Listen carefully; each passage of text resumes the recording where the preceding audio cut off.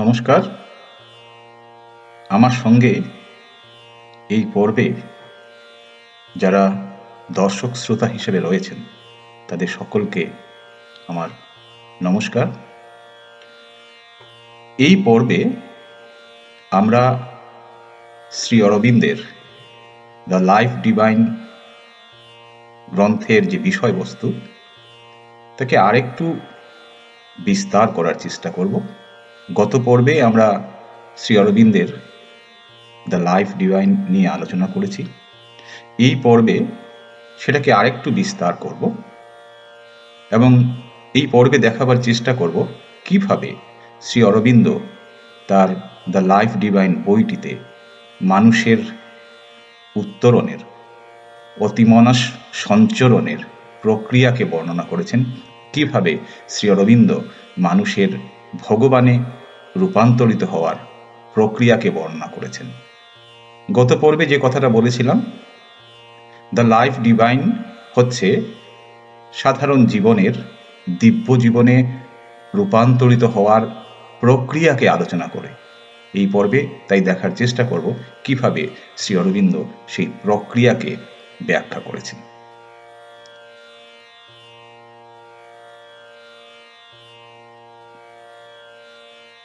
প্রথম পর্বে, এর আগের পর্বটিতে আমি বলেছিলাম যে ইচ্ছা শক্তি, পরিত্যাগ এবং সমর্পণ এই ব্যক্তিগত প্রচেষ্টাগুলোর মাধ্যমে মানুষ দিব্য অনুগ্রহ লাভের উপযোগী যখন হবে, তখন দিব্য অনুগ্রহ তার মধ্যে প্রতিফলিত হবে এবং প্রতিফলিত হয়ে মানুষকে ভগবানে রূপান্তরিত করবে।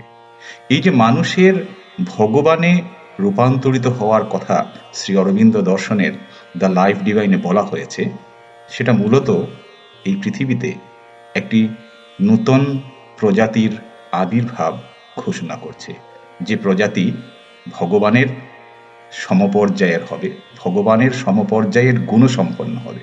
অর্থাৎ নূতন প্রজাতির আবির্ভাব হবে বিবর্তনের ধারায়, মানুষের মধ্যে থেকে বিবর্তনের ধারায় একটা নূতন প্রজাতি সৃষ্টি হবে এবং সেই প্রজাতি হচ্ছে ভগবানের সমপর্যায়ের গুণসম্পন্ন। সেই প্রজাতিকেই আমরা ভগবান বলব, অর্থাৎ মানুষ ভগবানে রূপান্তরিত হবে। আণবিক জীববিদ্যা বা আণবিক জীববিজ্ঞান বা মলিকুলার বায়োলজির সেন্ট্রাল ডগমা বলে একটা কথা আছে, যেখানে ডিএনএ থেকে কি করে প্রোটিনে তথ্য পাচার হয়, এই যে প্রক্রিয়া, সেটাকে মলিকুলার বায়োলজি বা আণবিক জীববিজ্ঞানের সেন্ট্রাল ডগমা বলা হয়। শ্রী অরবিন্দ দর্শনের সেন্ট্রাল ডগমা বা কেন্দ্রীয় মতবাদ হচ্ছে এই পৃথিবীতে নূতন প্রজাতির আবির্ভাব, এবং তার শ্রী লাইফ ডিভাইন গ্রন্থে শ্রী অরবিন্দ কি করে, কি প্রক্রিয়ায় এই পৃথিবীতে মানুষের মধ্য থেকে এক নূতন প্রজাতির আবির্ভাব ঘটবে তাকেই ব্যাখ্যা করেছেন। আমরা যদি শ্রী অরবিন্দের সাবিত্রী মহাকাব্যের দিকে তাকাই, সেখানেও দেখব সেই একই সুর ধ্বনিত হয়েছে। সেখানেও বিবর্তনের কথা বলা হয়েছে এবং বিবর্তনের ধারায় মানুষ একদিন নতুন একটি প্রজাতিতে রূপান্তরিত হবে। এই নতুন প্রজাতির আবির্ভাবের সম্ভাবনার খুঁজে শ্রী অরবিন্দ বৈজ্ঞানিক জীব বিবর্তনকে সাথে রেখেছেন, জৈব বিবর্তনকে সাথে রেখেছেন। তাই শ্রী অরবিন্দ দর্শন কেবল ধর্মীয় দর্শন নয়, বিজ্ঞান এবং ভারতীয় দর্শনের এক অপূর্ব সমন্বয় ঘটেছে শ্রী অরবিন্দ দর্শনে। আমরা বলতে পারি শ্রী অরবিন্দ দর্শন ভারতীয় দর্শন এবং বিজ্ঞানের এক অপূর্ব সংশ্লেষণ। শ্রী অরবিন্দ দর্শনকে তাই কেবল ধর্মীয় দৃষ্টিকোণ থেকে দেখলে সেটা ঠিক হবে না, তাকে একটা সমাজতাত্ত্বিক দৃষ্টিকোণ থেকে দেখতে হবে, তাকে একটা বৈজ্ঞানিক দৃষ্টিকোণ থেকে দেখতে হবে।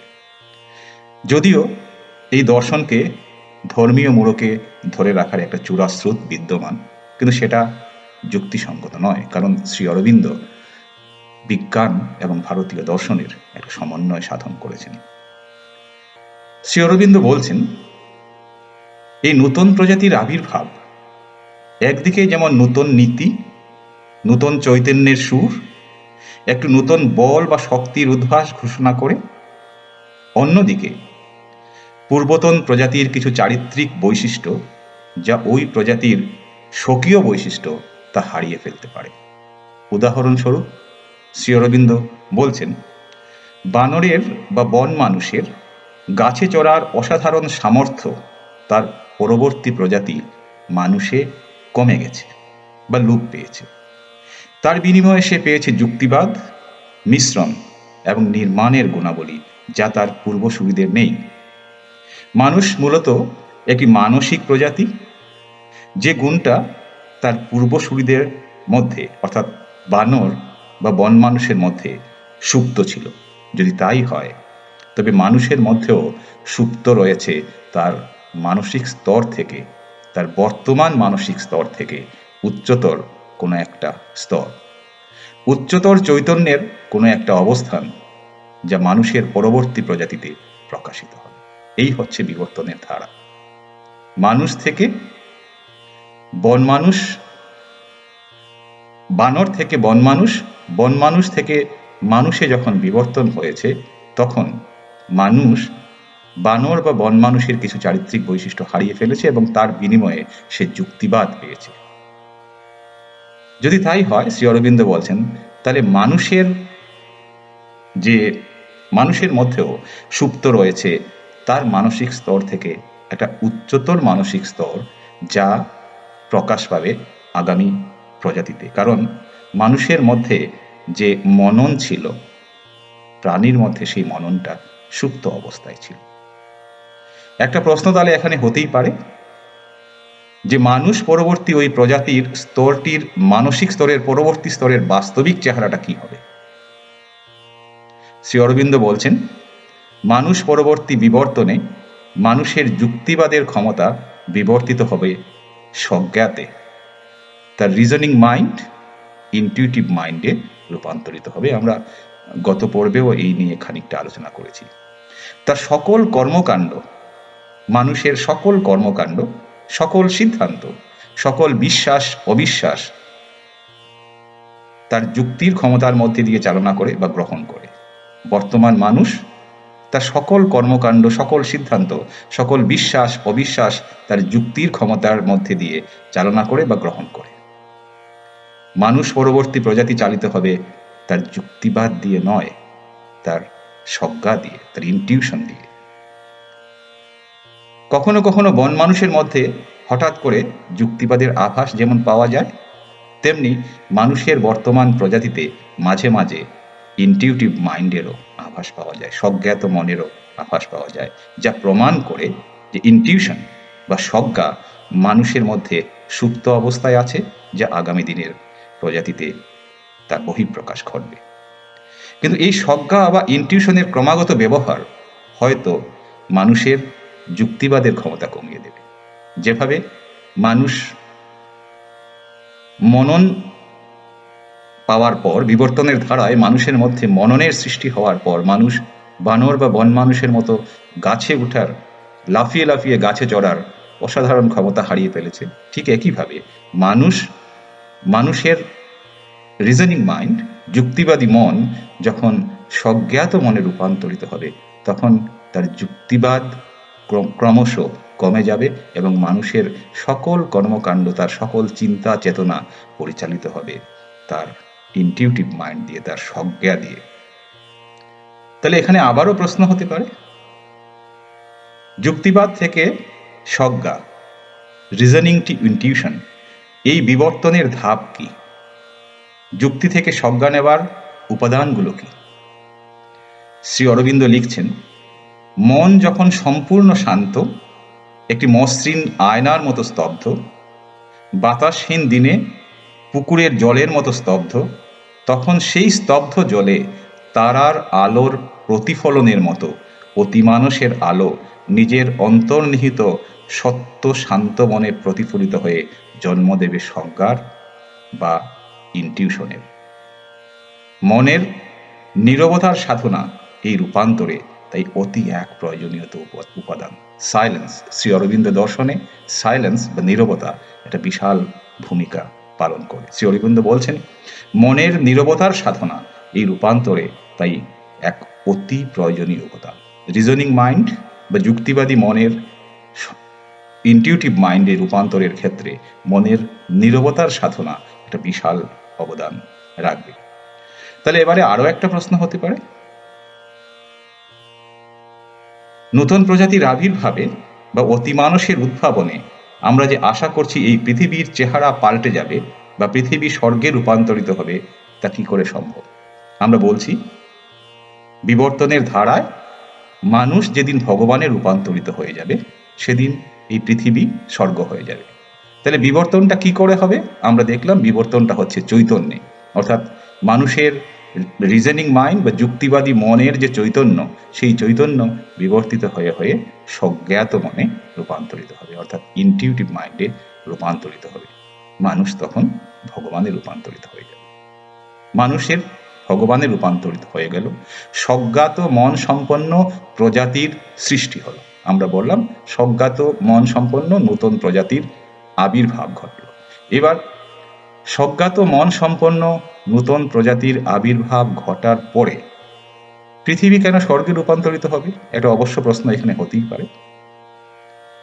শ্রী অরবিন্দ বলছেন, মানুষের মূল সমস্যা তার জৈবিক চাহিদা এবং মানসিক ক্ষমতার দ্বন্দ্বের। যতক্ষণ জৈবিক চাহিদা মানসিক ক্ষমতার অধীনস্থ হয় ততক্ষণ ব্যক্তি বা সমাজ নৈতিক হয়। আর যখন তার জৈবিক চাহিদা এবং মানসিক ক্ষমতা উচ্চতর কোনো ক্ষমতার কাছে আত্মসমর্পণ করে, তখন সে পরিচালিত হয় নিজের অন্তর্নিহিত দিব্য নীতির দ্বারা। তখন ব্যক্তি তার স্বার্থপর অভিপ্রায় দ্বারা পরিচালিত হয় না, স্বার্থপর নীতির দ্বারা চালিত হয় না। এই অবস্থানই পৃথিবীকে স্বর্গে রূপান্তরের প্রাথমিক প্রক্রিয়া। আমি আরেকবার একটু, আমার সঙ্গে যারা দর্শক শ্রোতারা রয়েছেন একটু তাড়াতাড়ি বললে অসুবিধা হবে, তাই আরেকবার সেটাকে বলতে চেষ্টা করছি। শ্রী অরবিন্দ বলছেন, মানুষের মূল সমস্যা তার জৈবিক চাহিদা এবং মানসিক ক্ষমতার দ্বন্দ্বে। যতক্ষণ জৈবিক চাহিদা মানসিক ক্ষমতার অধীনস্থ হয় ততক্ষণ ব্যক্তি বা সমাজ নৈতিক হয়। কিন্তু কোনো কোনো ক্ষেত্রে আমরা দেখি যে জৈবিক চাহিদা মানসিক ক্ষমতার কে অতিক্রম করে চলে যায়, তখনই সমাজ বা ব্যক্তি নীতিভ্রষ্ট হয়। আর যখন তার জৈবিক চাহিদা এবং মানসিক ক্ষমতা দুটোই উচ্চতর কোনো ক্ষমতার কাছে আত্মসমর্পণ করে, তখন সে পরিচালিত হয় নিজের অন্তর্নিহিত দিব্য নীতির দ্বারা। তখন ব্যক্তি তার স্বার্থপর অভিপ্রায় দ্বারা চালিত হয় না, স্বার্থপর নীতির দ্বারা চালিত হয় না। এই অবস্থানেই পৃথিবীকে স্বর্গে রূপান্তরের প্রাথমিক প্রক্রিয়া। অর্থাৎ মানুষের যুক্তিবাদী মন যখন স্বজ্ঞাত মনে রূপান্তরিত হবে, তখন সে পরিচালিত হবে তার অন্তর্নিহিত দিব্য নীতির দ্বারা। এবং এই যে অন্তর্নিহিত দিব্য নীতির দ্বারা পরিচালিত হওয়ার যে প্রক্রিয়া, সেই প্রক্রিয়াই হচ্ছে পৃথিবীকে স্বর্গে রূপান্তরের প্রাথমিক প্রক্রিয়া। নতুন প্রজাতি বা আমরা যে কথাটা বলছিলাম যে নতুন প্রজাতি বা অতিমানস স্তরের এই প্রজাতি তার স্বজ্ঞা দিয়ে সহজেই জৈবিক চাহিদা এবং মানসিক ক্ষমতার এই দ্বন্দ্ব জয় করবে। এই পৃথিবীর সমস্ত সমস্যা, মানব জাতির সমস্যার মূল হচ্ছে তার জৈবিক চাহিদা এবং মানসিক ক্ষমতার দ্বন্দ্ব। শ্রী অরবিন্দ বলছেন, মানুষের যুক্তিবাদী মন যেদিন স্বজ্ঞাত মনে রূপান্তরিত হবে বিবর্তনের ধারায়, সেদিন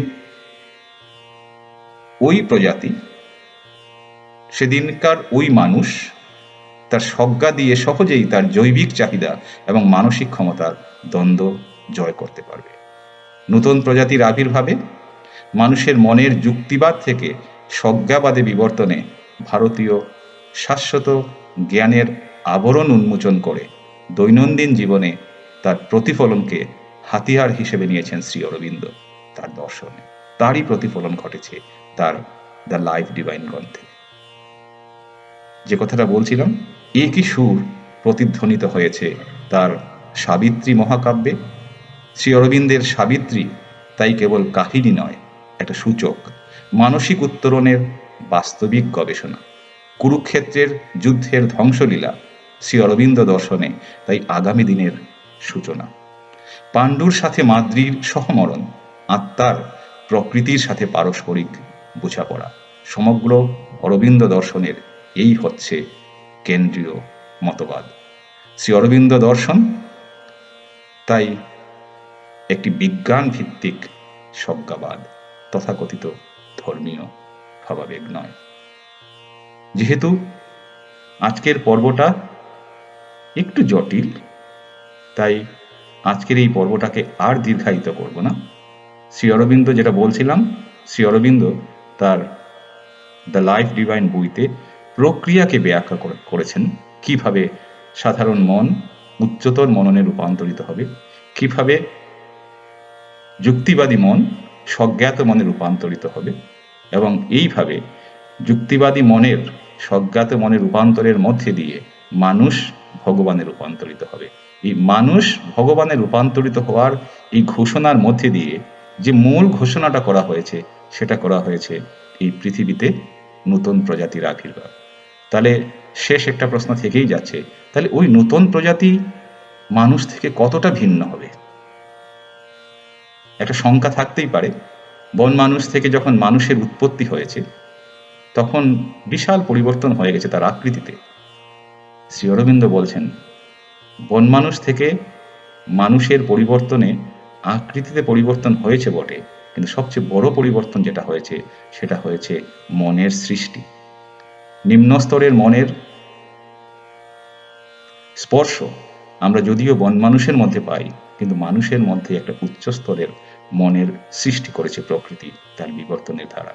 শ্রী অরবিন্দ বলছেন, তাই আগামী বিবর্তন সীমাবদ্ধ থাকবে মানুষের মননে। ফলে এই যে মানুষের ভগবানের রূপান্তর, তার ফলে সবার চেহারা শ্রীকৃষ্ণের মতো হয়ে যাবে না। মানুষের চেহারা মানুষের মধ্যেই থাকবে, তার বিবর্তন সংঘটিত হবে তার মনের মধ্যে। তার যুক্তিবাদী মন পরিবর্তিত হবে স্বজ্ঞাত মননে, এবং যেহেতু যুক্তিবাদী মন স্বজ্ঞাত মনে রূপান্তরিত হবে, মানুষের চেহারার ঔজ্জ্বল্য তখন খানিকটা বৃদ্ধি পাবে, কিন্তু আকৃতিতে সে মানুষই থাকবে। যেহেতু সে তার সজ্ঞা দিয়ে সমস্ত কিছু বিচার বিশ্লেষণ করবে, আমরা সেদিনের সেই নূতন প্রজাতিকে ভগবানের সমপর্যায়ের চৈতন্যের প্রজাতি হিসাবে ধরে নেব। এইভাবে শ্রী অরবিন্দ দেখিয়েছেন তার দ্য লাইফ ডিভাইন গ্রন্থে কি করে মানুষের মধ্য থেকে ধীরে ধীরে চৈতন্যের বিবর্তনের মধ্যে দিয়ে যুক্তিবাদী মনের স্বজ্ঞাত মনে বিবর্তনের মধ্যে দিয়ে নতুন প্রজাতির সৃষ্টি হবে, এবং এই নতুন প্রজাতির সৃষ্টির মধ্যে দিয়ে জৈবিক চাহিদা, মানুষের জৈবিক চাহিদা আর মানসিক দ্বন্দ্বের সমন্বয় ঘটিয়ে তার স্বজ্ঞা দিয়ে মানুষ জৈবিক চাহিদা এবং তার মানসিক দ্বন্দ্বের মধ্যে সমন্বয় ঘটাবে, এবং এই পৃথিবী স্বর্গে রূপান্তরিত হবে। আজকে এতটুকুই থাক।